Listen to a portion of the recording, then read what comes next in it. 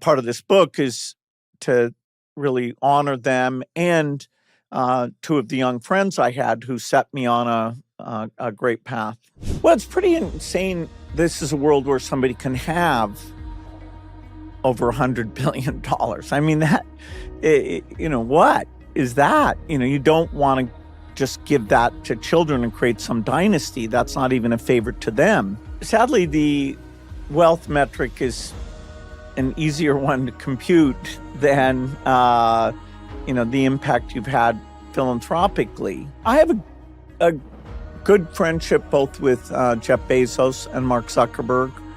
Elon stands by himself. Maybe that drives everybody else together. I don't know.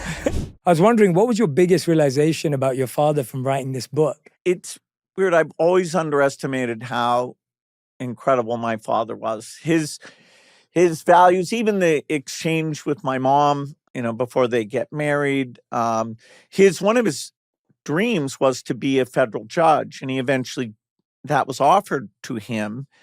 And because his law firm would have had great difficulties, he said, no, that would hurt my colleagues, so I'm not going to do that. And I had written him a note saying, gosh, I hope it's not because you had to pay all that tuition that you're not getting to do this. And I'd forgotten he'd written me back such a nice note. So, in digging through, I'm amazed we ended up keeping those things. It was so touching to me.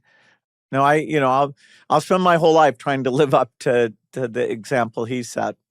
What was it like finding that reply, forgetting that he had replied? I mean, certainly it brings tears to my eyes because, he was incredible. And towards the end of his life, we did get a little more direct, where he would say, hey, I'm sorry I worked so hard. And I'd say, no, that was fine to be doing that, and so instead of things being sort of through my mom, when she was gone, he had to build up that communication. In a way, it was far more intimate. I feel lucky that he lived as long as he did.